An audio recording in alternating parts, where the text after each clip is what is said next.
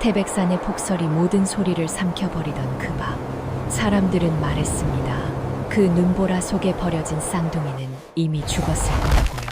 그런데요, 그날 밤 낡은 귀틀집 문을 부수고 들어온 건 사람이 아니라 집채만한 거대한 호랑이였습니다.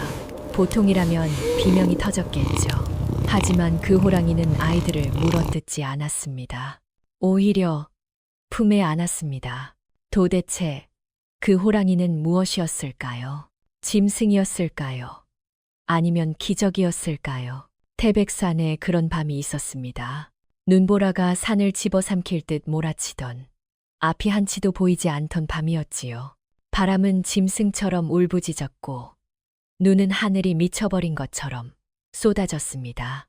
사람이라면 누구도 밖에 나설 수 없는 밤, 아니, 나서서는 안 되는 밤이었습니다. 그 산중턱 어딘가에 오래전에 버려진 낡은 귀틀집 하나가 있었습니다. 지붕은 반쯤 내려앉았고 문짝은 바람에 덜컹거리며 금방이라도 떨어질 듯 흔들리고 있었지요. 그 안은 어둡고 차가웠습니다. 불도 없고 사람의 기척도 없는 곳이었습니다. 적어도 그렇게 보여야 했습니다. 그 순간 귀틀집 안에서 아주 희미한 소리가 났습니다. 갓난아이의 울음이었습니다.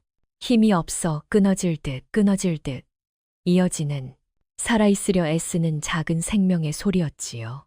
그리고 그 울음 옆에는 이미 숨이 끊어진 한 여인의 몸이 차갑게 식어 누워 있었습니다. 아이들을 품에 꼭 안은 채 마지막 순간까지 팔을 풀지 못하고 그대로 굳어버린 모습이었지요. 그녀의 이름은 민씨 부인이었습니다. 그때였습니다. 귀틀집 바깥에서 눈보라와는 다른 소리가 들려왔습니다. 눈을 밟는 묵직한 발소리, 바람과는 전혀 다른 리듬이었습니다. 천천히, 그러나 분명하게 다가오는 무언가의 기척. 그리고 다음 순간 오직근 낡은 문짝이 한 번에 부서져 나갔습니다. 눈보라가 방 안으로 폭포처럼 쏟아져 들어왔고 그 눈 속에서 모습을 드러낸 것은 사람이 아니었습니다. 집채만 한 거대한 호랑이였습니다. 황금빛 털 위로 검은 줄무늬가 선명했고 안광은 어둠 속에서도 붉게 빛나 마치 두 개의 등불이 공중에 떠 있는 듯 보였지요. 거친 숨결이 방 안을 채우자 귀틀집 안의 공기마저 얼어붙는 듯 했습니다. 보통 사람이라면 그 자리에서 혼절했을 겁니다. 아니, 소리를 지를 틈도 없이 공포에 삼켜졌겠지요. 하지만 그 방 안에는 이미 도망칠 사람도 비명을 지를 어른도 없었습니다. 숨이 끊어진 어미와 그 품에서 울고 있는 두 아이뿐이었으니까요. 호랑이는 방 안을 한 바퀴 천천히 둘러보았습니다. 사냥감을 찾는 눈빛이 아니라 무언가를 확인하려는 듯한 시선이었지요. 그리고 아이들 쪽으로 고개를 돌렸습니다. 아기들은 눈앞에 있는 것이 무엇인지도 모른 채 허공에 작은 손을 휘젓고 있었습니다. 굶주림과 추위에 지쳐 울음조차 힘이 없었습니다. 그 순간 방 안의 공기가 묘하게 변했습니다. 호랑이는 이빨을 드러내지 않았습니다. 포효하지도 않았고 아이들에게 달려들지도 않았습니다. 오히려 아주 천천히 조심스럽게 몸을 낮추더니 아이들 곁에 배를 깔고 누웠습니다. 그리고 믿기 힘든 일이 벌어졌습니다. 거칠고 두꺼운 혀로 아이들의 얼어붙은 뺨과 작은 몸을 핥기 시작한 것입니다. 마치 체온을 되돌려 주려는 것처럼, 마치 제 새끼를 대하듯이 말입니다. 아이들의 울음이 점점 잦아들었습니다. 그 따뜻함이 전해지자 작은 몸들이 조금씩 떨림을 멈추었지요. 그날 밤 폭설 속의 귀틀집에서 인간의 상식으로는 도저히 설명할 수 없는 장면이 시작되고 있었습니다. 사람들에게 가장 두려운 존재가 사람들에게 가장 연약한 생명을 품에 안고 있었던 밤, 이 기이한 인연이 아직 아무도 알지 못한 채 조용히 시작되고 있었습니다. 그 호랑이가 왜 그곳에 나타났는지, 왜 하필 그 폭설의 밤이었는지 그때는 아무도 알지 못했습니다. 다만 분명한 건 그 귀틀집 안에서 벌어지고 있던 광경이 이 세상의 이치로는 쉽게 설명되지 않는 일이었다는 점이었지요. 아이들은 여전히 호랑이의 품 안에서 작게 숨을 쉬고 있었습니다. 얼마 전까지만 해도 울음조차 힘에 부쳐 끊어질 듯하던 아이들이었는데 이제는 호랑이의 배 밑에서 조금씩 온기를 되찾아 가고 있었지요. 작은 가슴이 들썩이며 숨을 쉬는 모습이 그 자체로 기적처럼 보일 만큼 위태롭고도 소중했습니다. 호랑이는 아이들 곁에서 움직이지 않았습니다. 밖에서는 눈보라가 미친 듯이 귀틀집을 두드리고 있었지만 그 소리에도 아랑곳하지 않고 묵직한 몸으로 바람을 막아주고 있었습니다. 그 모습은 사냥감을 노리는 맹수라기보다는 밤새 깨어 아이를 지키는 어미에 더 가까웠지요. 그리고 그 옆에는 차갑게 식어버린 민씨 부인의 몸이 그대로 누워 있었습니다. 호랑이는 몇 번이고 그쪽으로 고개를 돌렸습니다. 살아있는 것과 죽어있는 것을 구분하지 못해서가 아니었습니다. 마치 그 여인이 마지막까지 아이들을 지켜냈다는 사실을 짐승 나름의 방식으로 느끼고 있는 듯 했지요. 사실 이 모든 일의 시작은 사흘 전 산 아래 평창 고을에서 벌어진 일이었습니다. 그날도 하늘은 잔뜩 찌푸려 있었고 언제 눈이 쏟아져도 이상하지 않을 만큼 찬 기운이 마을을 감싸고 있었습니다. 최참봉의 마당 한가운데에는 겹저고리 하나만 걸친 민씨 부인이 엎드려 있었지요. 그 등 뒤에는 포대기에 쌓인 쌍둥이가 안겨 있었고 아이들은 어미의 불안한 기척을 느꼈는지 작게 칭얼거리며 울음을 터뜨리고 있었습니다. 민씨 부인은 몇 번이고 머리를 바닥에 팼으며 애원했습니다.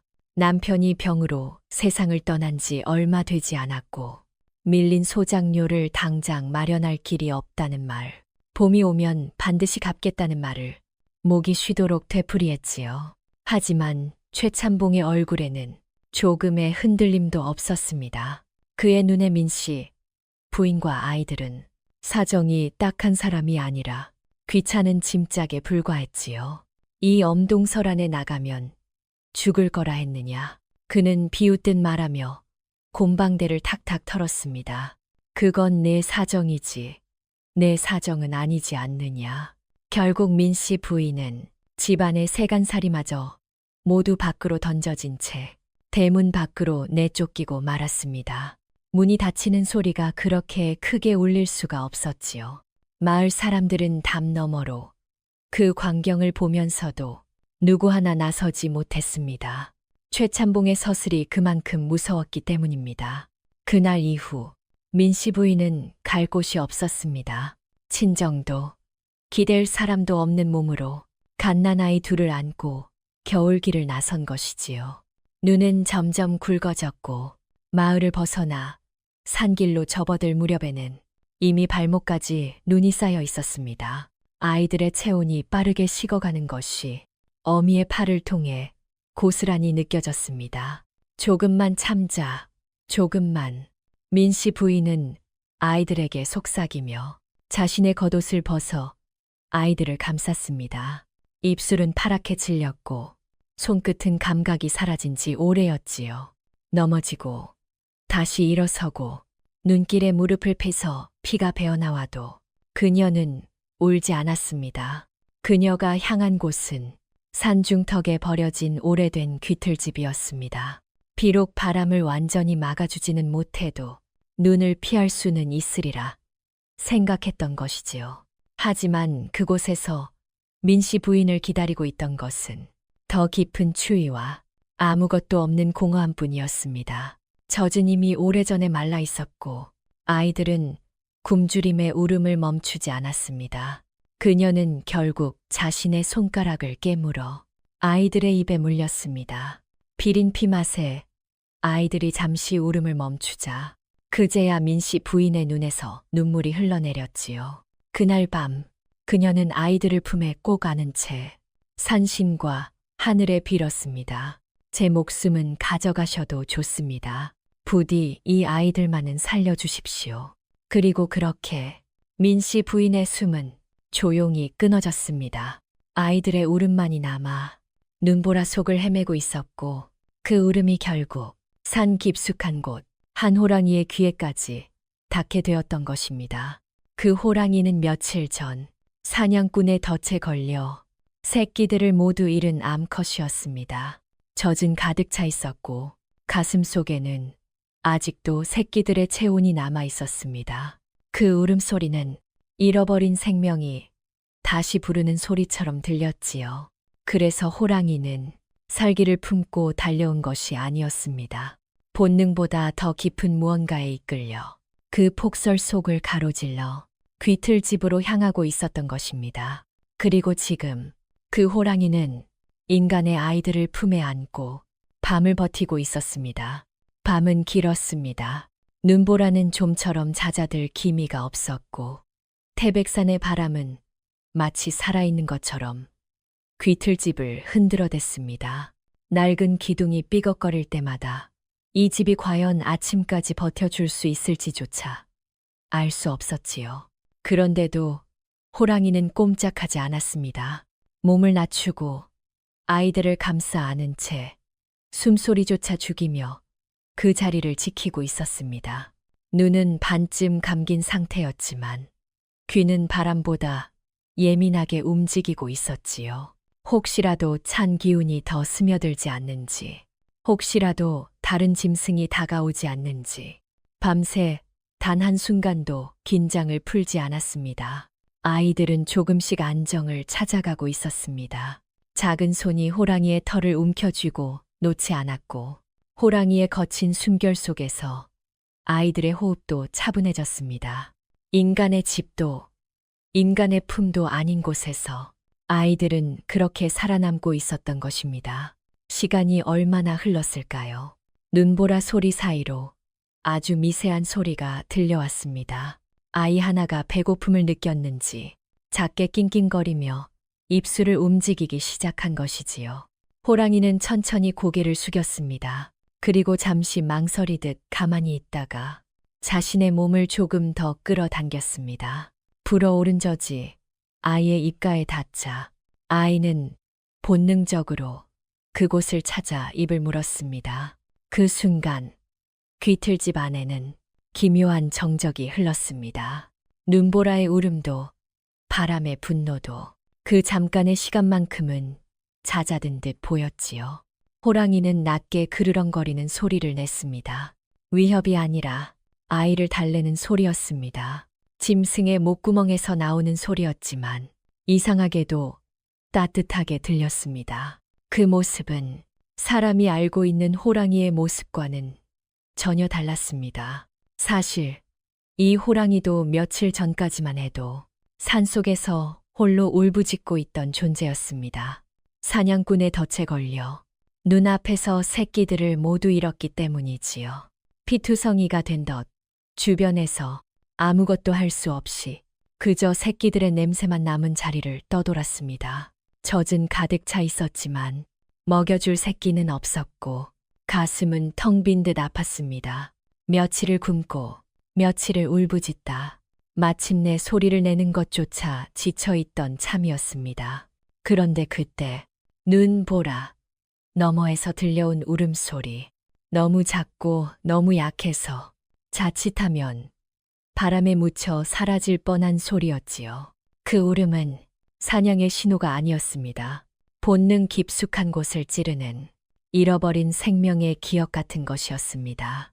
그래서 호랑이는 피 냄새도 인간의 냄새도 따지지 않고 그 소리를 따라 움직였습니다. 살기를 거두고 모든 감각을 울음 하나에 집중한 채 폭설을 가르며 달려온 것이지요. 그리고 지금 그 선택의 끝에 이 귀틀집이 있었습니다. 한편 산 아래 평창 고을에서는 전혀 다른 밤이 흘러가고 있었습니다. 최참봉의 집 사랑채에는 아궁이의 불이 활활 타오르고 있었고 방 안은 훈기로 가득 차 있었습니다. 최참봉은 비단 이불을 덮고 앉아 뜨끈한 국을 마시며 하루를 마무리하고 있었지요. 밖에서 눈보라가 아무리 몰아쳐도 그에게는 그저 남의 일일 뿐이었습니다. 이런 날은 집 안에 있는 게 제일이지. 그는 그렇게 중얼거리며 아무렇지 않게 숟가락을 내려놓았습니다. 며칠 전 자신이 내쫓은 여인과 그 품에 있던 아이들이 지금쯤 어디에서 무엇을 하고 있을지는 단 한 번도 떠올리지 않았지요. 사람이 이렇게 있는 동안 산에서는 전혀 다른 일이 벌어지고 있었습니다. 귀틀집 안에서 호랑이는 여전히 아이들을 품고 있었습니다. 배고픔이 서서히 밀려왔고 며칠을 제대로 먹지 못한 몸은 점점 무거워졌습니다. 하지만 호랑이는 움직이지 않았습니다. 지금 이 자리에서 벗어나면 아이들은 다시 추위에 노출될 것이고 아마 이번에는 버티지 못할 것이라는 걸 짐승인 그조차 알고 있었기 때문입니다. 그래서 호랑이는 사냥을 포기했습니다. 굶주림보다 더 강한 것이 가슴 깊은 곳에서 그를 붙잡고 있었지요. 밤은 그렇게 흘러갔고 눈보라는 조금씩 힘을 잃기 시작했습니다. 아직 어둠은 깊었지만 어딘가에서 새벽이 준비되고 있었습니다. 그리고 그 새벽이 밝아오면 이 기이한 인연은 더 큰 시험을 맞이하게 될 것이었습니다. 새벽이 가까워질수록 산의 공기는 더 차가워졌습니다. 눈보라는 잠시 잦아든 듯했지만 그 대신 얼음처럼 날선 냉기가 귀틀집 안으로 스며들고 있었지요. 호랑이는 그 변화를 가장 먼저 느꼈습니다. 귀가 미세하게 움직였고 몸을 더 낮추어 아이들을 감싸 안았습니다. 마치 자신의 체온이 조금이라도 빠져나가지 않게 하려는 것처럼 말입니다. 아이들은 깊은 잠에 빠져 있었습니다. 숨결은 아직 약했지만 처음처럼 위태롭지는 않았습니다. 호랑이의 배 밑에서 작은 몸들이 맞물려 움직일 때마다 그 온기가 다시금 서로에게 전해지고 있었습니다. 인간의 손도 불도 아닌 짐승의 체온이 생명을 이어 붙잡고 있던 밤이었습니다. 호랑이는 고개를 들어 귀틀집 안을 다시 한번 둘러보았습니다. 시선은 자연스럽게 방 안쪽에 누워있는 민씨 부인의 몸으로 향했습니다. 이미 완전히 식어 있었고 숨결도 없었습니다. 하지만 그녀의 얼굴에는 이상하게도 두려움이 남아있지 않았지요. 마치 끝까지 해야 할 일을 다 했다는 듯한 그런 표정이었습니다. 호랑이는 낮은 소리를 내며 다가가 굳어버린 민씨 부인의 손등을 한 번 핥았습니다. 짐승이 할 수 있는 최대한의 예우였을지도 모릅니다. 아이들을 지켜낸 어미에게 보내는 말 없는 인사처럼 보였지요. 그때 아이 하나가 꿈속에서 몸을 뒤척였습니다. 작은 입이 허공을 더듬듯 움직였고 다시금 배고픔을 찾는 신호였습니다. 호랑이는 곧바로 몸을 돌려 아이에게 더 가까이 다가갔습니다. 이미 젖은 거의 나오지 않았지만 그 사실은 중요하지 않았습니다. 호랑이는 아이의 입가를 혀로 적셔주며 조금이라도 남아있는 온기를 나누어 주려 애썼습니다. 그 모습은 처절했습니다. 짐승의 본능은 이미 한계를 넘고 있었지요. 몸속에서는 허기가 천둥처럼 울리고 있었고 근육은 점점 굳어가고 있었습니다. 그럼에도 호랑이는 자리를 뜨지 않았습니다. 밖으로 나가 사냥을 하면 배를 채울 수는 있을지 몰라도 그 사이 아이들은 다시 추위에 노출될 것이 분명했기 때문입니다. 그리고 그 추위는 아까처럼 기적을 허락해 주지 않을지도 몰랐지요. 산속의 밤은 낮보다 훨씬 잔인했습니다. 눈은 다시 조금씩 흩날리기 시작했고 바람은 방향을 바꾸어 귀틀집의 틈을 파고들었습니다. 문짝이 없는 문틀 사이로 차가운 공기가 칼날처럼 스며들었습니다.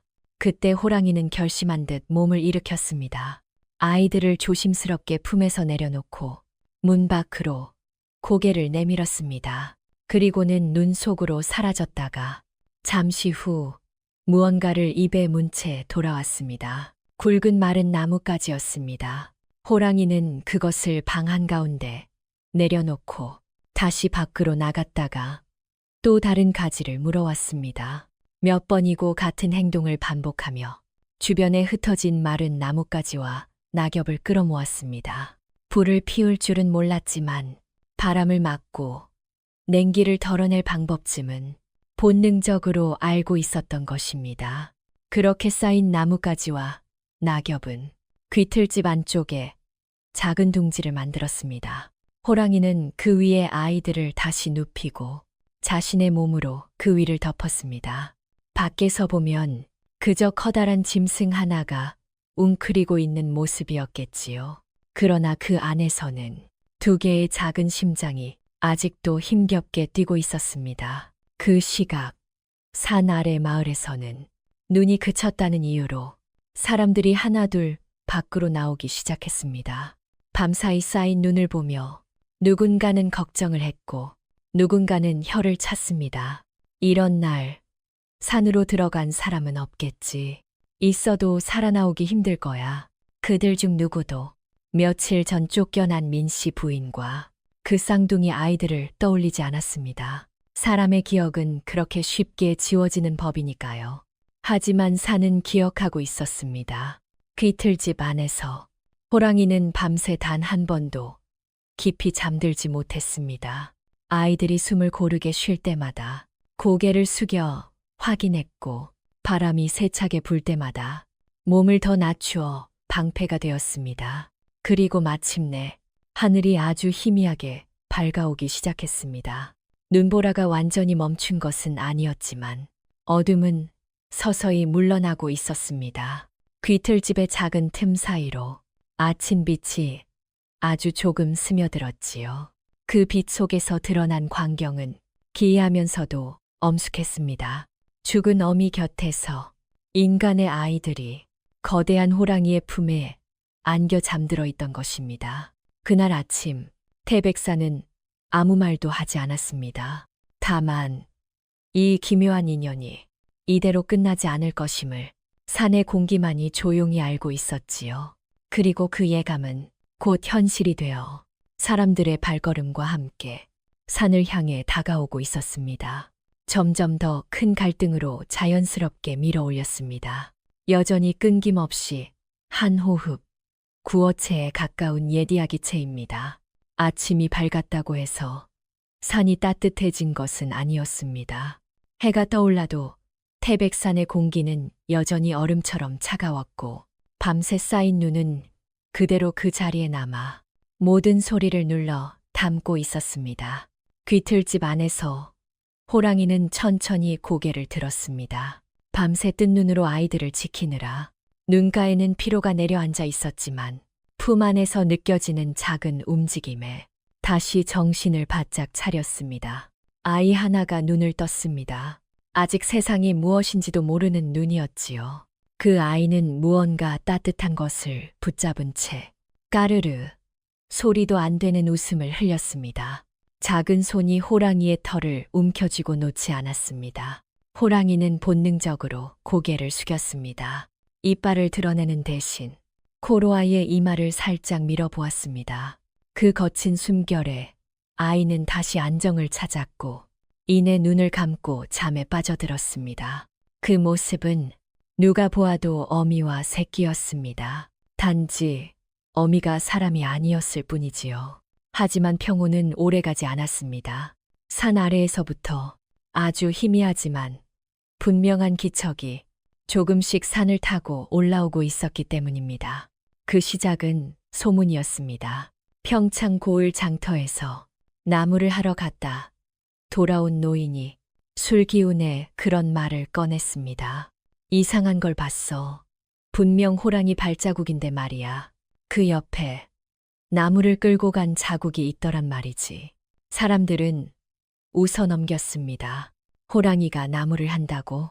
그건 도깨비 이야기지. 하지만 이상하게도 그 말은 사람들 마음에 오래 남았습니다. 발자국은 분명 호랑이였고 그 끌린 자국에는 피도 없었다는 말이 자꾸만 되풀이되었기 때문입니다. 그 이야기를 들은 사람 중에는 곰보 자국이 얼굴에 남은 사냥꾼 박씨도 있었습니다. 그는 평창 일대에서 활솜씨로 이름이 알려진 사람이었지요. 그리고 그날 그의 눈빛이 달라졌습니다. 나무를 나른 호랑이. 박씨는 혼잣말처럼 중얼거리며 술잔을 내려놓았습니다. 그의 머릿속에는 이미 가죽값과 보상, 그리고 이름을 알릴 기회가 떠오르고 있었습니다. 마침 그 시각, 최찬봉의 집에서도 비슷한 이야기가 오가고 있었습니다. 하인 하나가 조심스럽게 말했지요. 날이 산에 호랑이가 내려온다는 소문이 있습니다. 최찬봉은 코웃음을 쳤습니다. 호랑이든 도깨비든 상관없다. 있다면 잡아오너라. 그 가죽이면 방바닥에 깔기 딱 좋겠구나. 그 말은 곧 명령이 되었습니다. 그리고 그 명령은 사냥꾼 박 씨의 귀에도 들어갔지요. 그날 이후 사람들의 발길이 조금씩 산을 향해 움직이기 시작했습니다. 한편 귀틀집 안의 상황은 점점 더 버거워지고 있었습니다. 호랑이의 뱃속에서는 굶주림이 다시 고개를 들고 있었지요. 젖은 거의 말라 있었고 몸은 눈에 띄게 수척해지고 있었습니다. 그럼에도 호랑이는 아이들 곁을 떠나지 않았습니다. 자리를 비우는 순간 그 짧은 시간조차 아이들에게는 치명적일 수 있다는 걸 알고 있었기 때문입니다. 하지만 굶주림은 결국 선택을 요구했습니다. 아이들이 잠든 틈을 타 호랑이는 조심스럽게 몸을 일으켰습니다. 그리고 귀틀집 밖으로 나가 눈을 한 입 크게 물어 갈증을 달랬습니다. 바람에 실려오는 냄새를 맡던 호랑이의 귀가 순간 바짝 섰습니다. 짐승의 냄새가 아니었습니다. 쇠붙이, 가죽, 그리고 인간 특유의 냄새였습니다. 아직 멀었지만 분명히 다가오고 있었습니다. 호랑이는 귀틀집 안을 돌아보았습니다. 아이들은 여전히 잠들어 있었고 작은 숨결이 규칙적으로 이어지고 있었습니다. 그 모습을 한참 바라보다가 호랑이는 낮은 소리를 냈습니다. 마치 다가올 일을 이미 알고 있다는 듯이 말입니다. 그날 아침 태백산은 여전히 고요했지만 보이지 않는 긴장은 이미 산속 깊숙이 퍼지고 있었습니다. 사람의 탐욕이 짐승의 모성을 향해 조금씩 발걸음을 옮기고 있었던 것입니다. 산의 공기는 점점 달라지고 있었습니다. 눈은 여전히 깊게 쌓여 있었지만 바람 속에 섞인 냄새가 바뀌고 있었지요. 호랑이는 그것을 누구보다 먼저 느꼈습니다.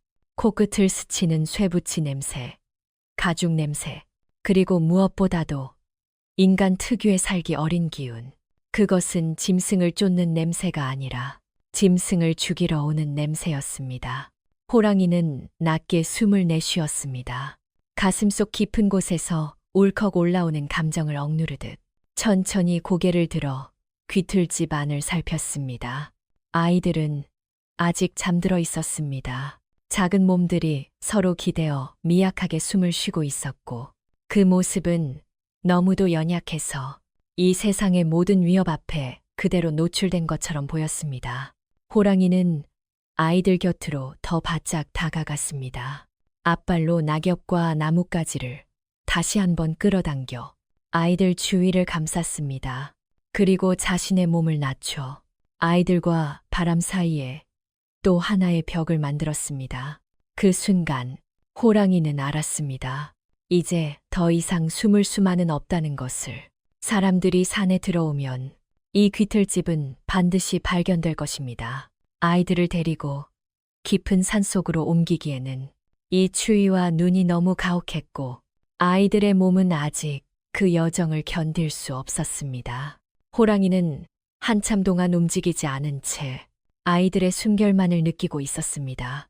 배고픔은 이미 고통을 넘어 몸을 마비시키는 단계에 이르렀지만 그조차 지금은 중요하지 않았습니다.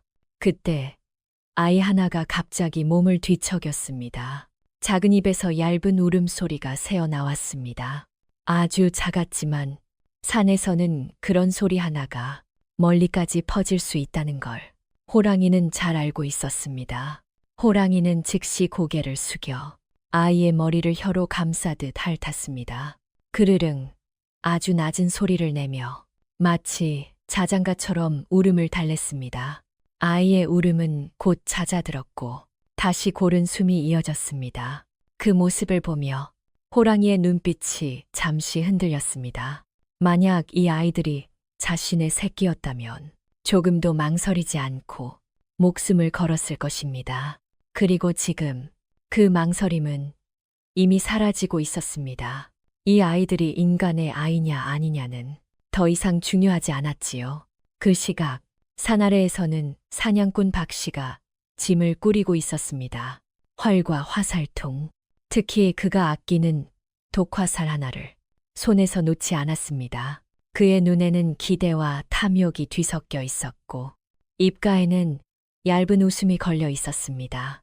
영물이든 뭐든 가죽은 가죽이지. 그는 그렇게 중얼거리며 산을 향해 발걸음을 옮겼습니다. 눈길이었지만 사냥꾼에게 산은 익숙한 곳이었지요. 그는 이미 마음속으로 호랑이를 쓰러뜨린 뒤의 모습을 그리고 있었습니다. 하지만 그가 모르는 사실이 하나 있었습니다.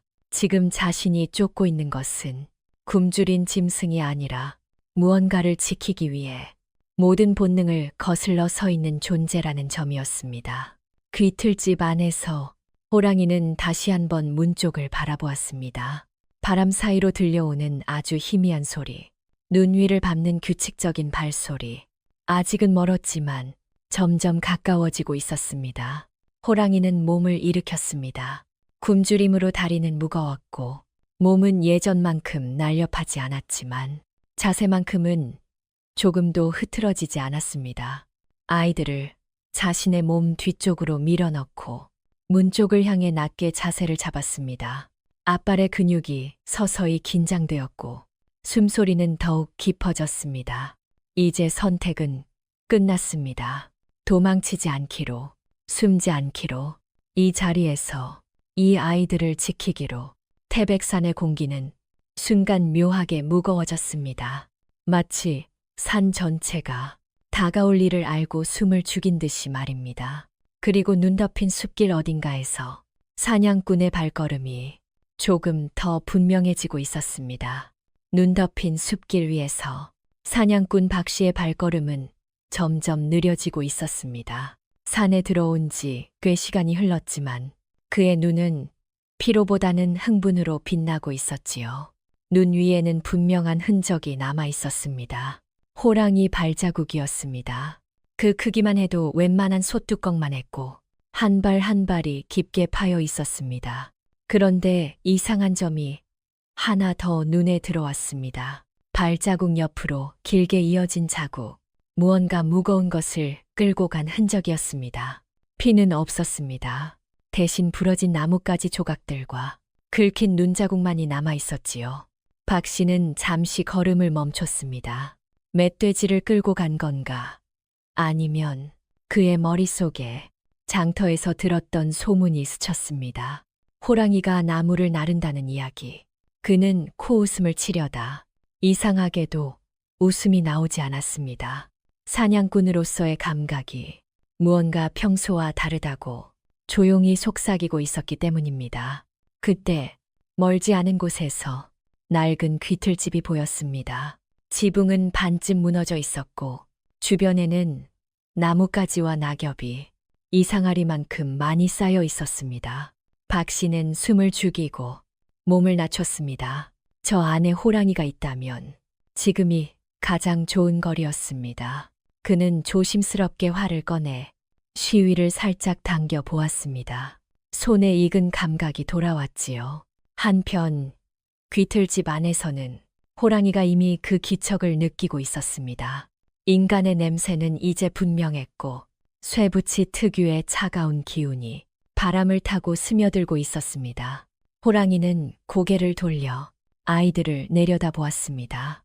아이들은 아직 잠들어 있었지만 작은 몸 하나가 문 쪽을 향해 조금씩 움직이고 있었습니다. 아마도 어둠이 걷히고 빛이 스며드는 것이 신기했던 모양입니다. 아이 하나가 포대기에서 빠져나와 엉금엉금 문 쪽으로 기어가고 있었습니다. 그 순간 귀틀집 밖에서 박 씨의 눈이 커졌습니다. 문틈 사이로 나온 것은 호랑이의 그림자가 아니었습니다. 작은 손, 아주 작은 인간의 손이었습니다.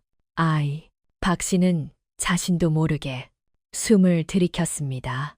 산속에서, 이런 폭설 속에서 살아있는 아이가 있다는 것은 상상 밖의 일이었지요. 그 다음 순간 문 안쪽에서 거대한 그림자가 움직였습니다. 호랑이였습니다. 하지만 그 움직임은 달려드는 동작이 아니었습니다. 호랑이는 조심스럽게 아이의 뒤덜미를 물었습니다. 이빨을 세우지 않고 상처 하나 내지 않게 아주 익숙한 동작으로 아이를 다시 안쪽으로 끌어당겼습니다. 그 모습은 사냥꾼 박 씨의 눈앞에서 도무지 이해되지 않는 장면이었습니다. 짐승이 사람의 아이를 지켜서 안으로 데려가고 있었습니다. 박 씨의 손이 떨렸습니다. 그러나 오랜 사냥꾼의 본능이 그 혼란을 억눌렀습니다. 저놈이 아이를 키운다고? 그의 머릿속에서는 또 다른 생각이 스며들고 있었습니다. 저런 호랑이라면 가죽값보다 더 값나가는 이야깃거리가 되겠다는 탐욕스러운 계산이었지요. 그는 이를 악물고 활을 들어 올렸습니다. 문틈 사이로 보이는 호랑이의 어깨가 시야에 들어왔습니다. 아이를 안쪽으로 밀어 넣은 뒤 호랑이는 문 쪽으로 몸을 돌리고 있었습니다. 핑! 시위를 떠난 화살이 차가운 공기를 가르며 날아갔습니다. 그러나 바로 그 순간 호랑이는 본능처럼 몸을 틀었습니다. 아이들을 감싸 안은 채 문 옆에 세워져 있던 낡은 소쿠리 뒤로 몸을 숨겼습니다. 캉! 화살은 호랑이의 몸이 아니라 낡은 나무를 때리고 튕겨나갔습니다. 튕겨나온 화살촉 파편이 호랑이의 앞다리를 스치며 붉은 피가 눈 위로 떨어졌습니다. 호랑이는 낮은 신음을 삼켰습니다. 하지만 울부짖지 않았습니다. 대신 더 깊이 몸을 웅크려 아이들을 완전히 가렸습니다. 그 광경을 본 박 씨는 잠시 그대로 얼어붙고 말았습니다. 화살을 맞고도 달려들지 않는 호랑이, 상처를 입고도 먼저 아이들을 숨기는 모습. 그는 처음으로 자신이 겨누고 있는 것이 단순한 짐승이 아닐지도 모른다는 생각을 하게 되었습니다. 귀틀집 안에서 호랑이의 숨소리는 거칠어졌지만 눈빛만큼은 조금도 흔들리지 않고 문 밖을 노려보고 있었습니다. 이제 되돌릴 수 없는 선을 사람과 짐승 모두 넘어버린 순간이었습니다. 사냥꾼 박 씨는 잠시 그 자리에 굳어서 있었습니다. 눈 위에 떨어진 붉은 핏방울이 아직도 김을 내며 번지고 있었고 귀틀집 안쪽에서는 거친 숨소리가 낮게 울리고 있었습니다. 분명 화살은 명중하지 않았지만 방금 전 장면은 그의 머릿속을 어지럽히기에 충분했지요. 호랑이는 달려들지 않았습니다. 보통의 맹수라면 이미 문을 박차고 나와 침입자를 찢어 발겼을 상황이었습니다. 하지만 그 호랑이는 피를 흘리면서도 몸을 더 낮춰 아이들을 완전히 가린 채 움직이지 않고 있었습니다. 그 눈빛은 분노라기보다는 경계와 결의에 가까웠습니다. 여기서 더 오면 넘어설 수 없는 선을 넘게 된다. 그런 경고처럼 느껴졌지요. 박 씨의 손에 들린 활이 미세하게 흔들렸습니다. 사냥꾼으로 살아온 세월 동안 수없이 많은 짐승의 눈을 마주했지만 저런 눈빛은 처음이었습니다. 먹잇감을 노리는 눈도 아니고 두려움에 찬 눈도 아닌 무언가를 끝까지 지키겠다는 단단한 눈빛이었습니다. 그때 귀틀집 안에서 아기 하나가 작은 소리를 냈습니다. 앙! 아주 짧고 약한 울음이었지만 그 소리는 이상하게도 산 전체에 울려 퍼지는 듯 들렸습니다. 호랑이는 즉시 고개를 숙여 아이를 향해 몸을 더 말아 넣었습니다. 앞발로 아이들을 끌어당기고 자신의 배 아래로 밀어넣으며 다시 한번 방패가 되었습니다. 상처 입은 앞다리에서 피가 더 흘러내렸지만 그조차 신경 쓰지 않는 듯 보였습니다. 그 장면을 바라보던 박 씨의 가슴이 묘하게 조여왔습니다. 이성은 여전히 속삭이고 있었습니다. 지금이다. 이 거리면 확실하다. 하지만 다른 무언가는 그를 붙잡고 있었습니다. 그는 다시 화살을 꺼냈습니다. 이번에는 독이 발린 화살이었습니다. 손에 익은 무기였고 이것만 맞히면 어떤 맹수라도 끝장이었습니다. 활을 당기자 시위가 팽팽하게 울었습니다. 그 소리에 호랑이의 귀가 움직였습니다. 눈빛이 다시 박 씨를 향했습니다. 하지만 달려들지는 않았습니다. 대신 몸을 더 웅크려 아이들을 감싸는 자세를 취했습니다. 마치 자신의 심장을 내주더라도 아이들만은 지키겠다는 듯이 말입니다. 그 순간 박 씨의 머릿속에 전혀 예상하지 못한 장면이 스쳤습니다. 최참봉의 사랑채, 아궁이에는 불이 활활 타고 상 위에는 기름진 음식이 가득 차 있던 풍경. 그 따뜻한 방 안에서 그는 민 씨 부인과 아이들이 얼어 죽었을 거라며 웃고 있었지요. 그리고 지금 눈보라 속 무너진 귀틀집 안에서 굶주린 짐승 하나가 남의 아이들을 품에 안고 자신의 피를 흘리고 있었습니다. 도대체 누가 짐승이고 누가 사람인가? 박 씨의 숨이 거칠어졌습니다. 손가락에 힘이 들어갔다가 다시 풀렸다가를 반복했습니다. 독화살의 끝이 호랑이의 가슴께를 겨누고 있었지만 그 손은 더 이상 처음처럼 단단하지 않았습니다. 그때 호랑이가 아주 낮은 소리를 냈습니다. 크르르릉. 위협이라기보다는 억눌린 숨을 토해내는 소리였습니다. 그 소리에는 분노보다 간절함이 담겨 있었습니다. 마치 말없이 묻는 것 같았습니다. 그래도 쏠 것이냐고. 아이 하나가 다시 몸을 움직이며 호랑이의 털을 움켜쥐었습니다. 작은 손이 놓지 않으려 애쓰는 모습에 박 씨의 눈앞이 잠시 흐려졌습니다. 그는 자신도 모르게 어릴 적 기억을 떠올리고 말았습니다. 춥고 배고프던 시절, 어미의 품에 얼굴을 묻고 그 숨결만으로도 안심하던 기억. 그 기억이 지금 눈앞의 장면과 겹쳐지고 있었습니다. 박 씨의 손에서 힘이 빠져나가기 시작했습니다. 팽팽하던 시위가 조금씩 느슨해졌습니다. 활을 쥔 손이 떨리며 결국 독화살의 끝이 천천히 아래로 내려갔습니다. 그는 끝내 쏘지 못했습니다. 무릎이 스르르 눈 위로 꺾이며 박 씨는 그 자리에 주저앉았습니다. 사냥꾼으로서의 패배가 아니라 인간으로서 더 이상 버틸 수 없는 순간이었지요. 내가 무슨 짓을 하려 했던 거지. 그의 입에서 낮은 신음 같은 말이 흘러나왔습니다. 활은 눈 위에 떨어졌고 화살도 그 옆에 굴러갔습니다. 귀틀집 안에서 호랑이는 여전히 움직이지 않았습니다. 하지만 눈빛의 살기는 조금씩 사라지고 있었습니다.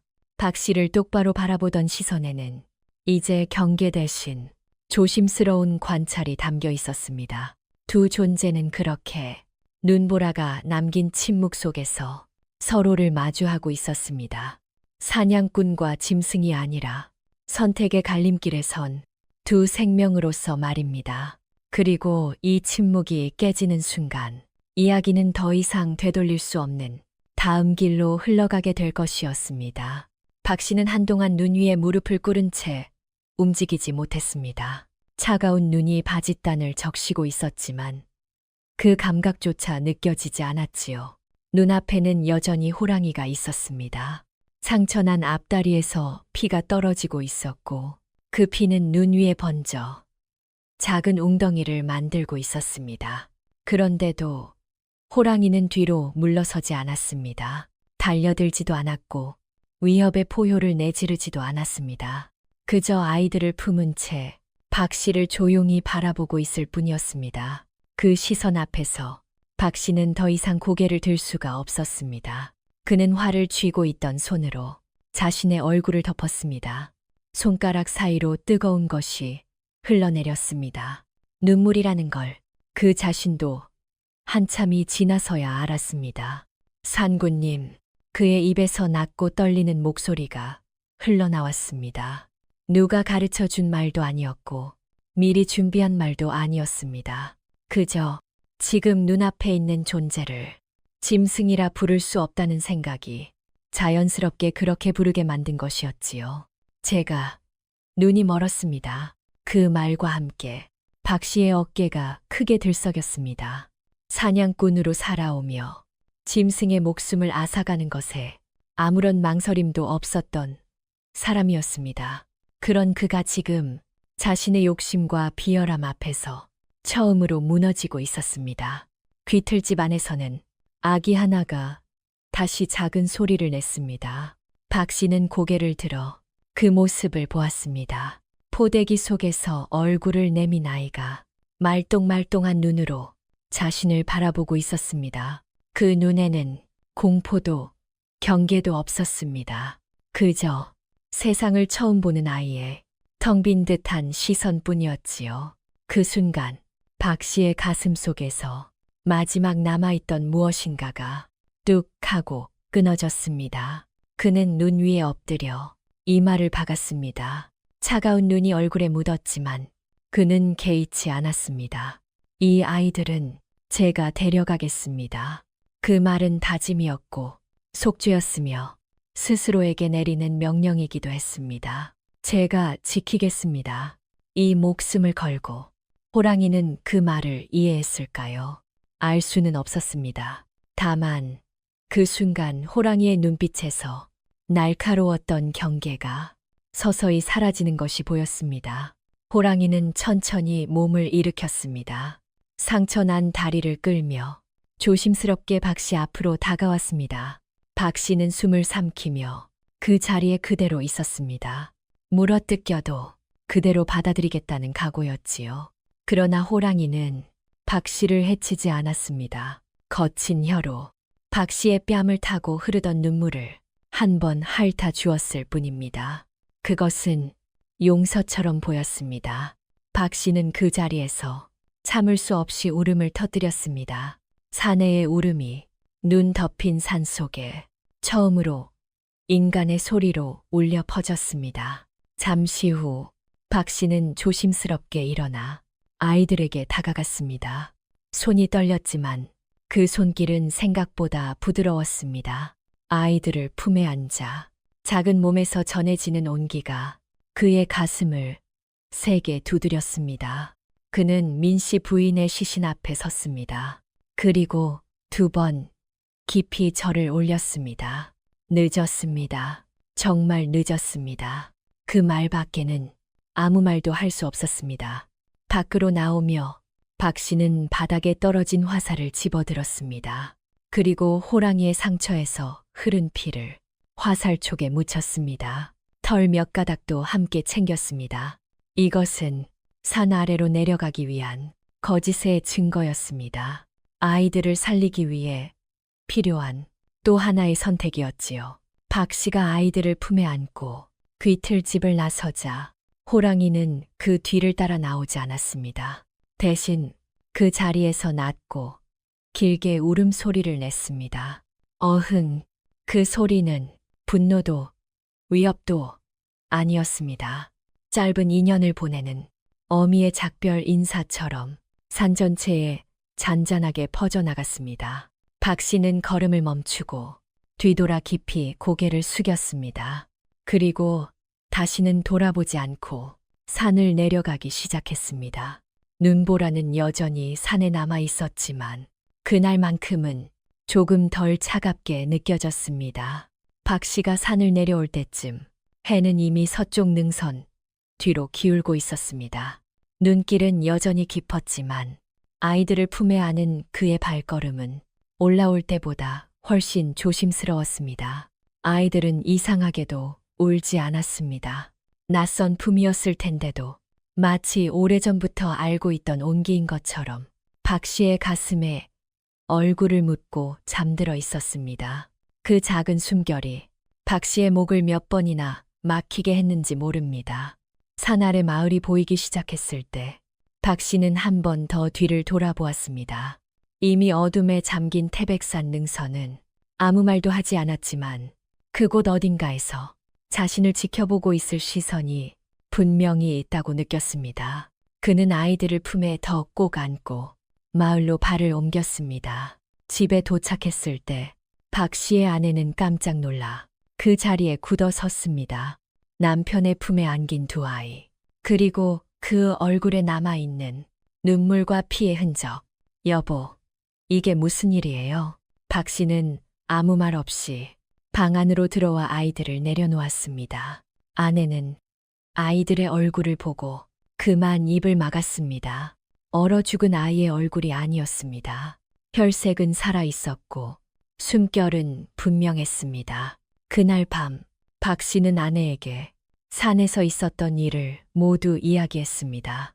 폭설, 귀틀집, 죽은 어미, 그리고 아이들을 품은 호랑이까지. 아내는 몇 번이나 말을 잇지 못했고 마지막에는 아이들 곁에 앉아 조용히 울기만 했습니다. 이건 하늘이 맡긴 아이들이에요. 그녀는 그렇게 말하며 아이들을 품에 안았습니다. 그날 이후 박 씨의 집에는 작지만 분명한 숨결이 하나 더 늘었습니다. 아니, 둘이었지요.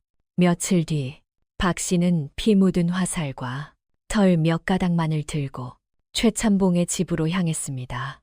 사랑채 안은 여전히 따뜻했고 술 냄새와 기름진 음식 냄새가 가득했습니다. 그래, 잡았느냐? 최찬봉의 물음에 박 씨는 고개를 숙인 채 대답했습니다.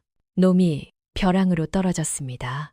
깊은 골짜기라 시신은 찾지 못했습니다만 피와 털은 분명합니다. 최찬봉은 화살을 받아들고 한참을 들여다보다가 못마땅한 표정을 지었습니다. 가죽은 못 가져왔단 말이냐? 천길 낭떠러지였습니다. 잠시 침묵이 흘렀고 이내 최찬봉은 손을 내저었습니다. 아깝군. 그래도 수고했다. 그는 아이들 이야기를 물었지만 박 씨는 담담하게 말했습니다. 이미 흔적도 남지 않았습니다. 그 말에 최찬봉은 웃음을 터뜨렸습니다. 그 웃음은 그날따라 유난히도 차갑게 들렸습니다. 박 씨는 약속된 돈을 받지 않았습니다. 그저 고개를 숙여 인사만 하고 사랑채를 나섰습니다. 등 뒤에서 들려오는 웃음소리를 끝까지 듣지 않기 위해서였습니다. 그날 밤 박 씨의 집에서는 아기들의 숨소리가 처음으로 집안을 채웠습니다. 아내는 젖동량을 다니며 아이들을 돌보았고 박 씨는 밤마다 문 밖을 나와 산 쪽을 바라보았습니다. 눈보라가 몰아치는 밤이면 그는 늘 같은 생각을 했습니다. 지금쯤 그 호랑이는 어디에서 무엇을 하고 있을까? 며칠이 지나고 마을에서는 또 다른 소문이 돌기 시작했습니다. 폭설 속에서 길을 나섰던 최찬봉이 돌아오지 않았다는 소문이었습니다. 사람들은 처음에는 대수롭지 않게 여겼지만 시간이 지나도 소식이 없자 점점 불안해졌습니다. 그리고 어느 날 태백산 중턱에서 얼어붙은 시신 하나가 발견되었습니다. 절벽 아래 눈 속에 파묻힌 채 말입니다. 사람들은 말하지 않았지만 모두가 알고 있었습니다. 그것이 우연이 아니라는 것을. 그날 밤 박 씨는 아이들이 잠든 방에서 조용히 무릎을 꿇었습니다. 그리고 산을 향해 아무도 듣지 못할 말을 속삭였습니다. 산군님, 아이들은 잘 키우겠습니다. 걱정하지 마십시오. 창밖에서는 바람이 불어 나뭇가지를 흔들었습니다. 그 소리는 마치 멀리서 들려오는 낮은 울음처럼 길고 깊게 울려 퍼졌습니다. 그렇게 이야기는 다음 계절로 천천히 흘러가기 시작했습니다. 이 이야기는 단순히 호랑이가 아이를 살렸다는 기적담이 아닙니다. 사람의 얼굴을 하고도 짐승보다 잔인해질 수 있고 짐승의 몸을 하고도 사람보다 따뜻해질 수 있다는 걸 조용히 묻고 있는 이야기지요. 폭설 속에서 선택한 단 하나의 마음, 그 마음이 한 생을 살리고 세상을 조금 바꿉니다. 이런 옛 이야기가 마음에 남으셨다면 구독과 좋아요로 한지 위의 이야기를 함께 지켜주세요. 다음 이야기에서도 오래된 진실을 들려드리겠습니다.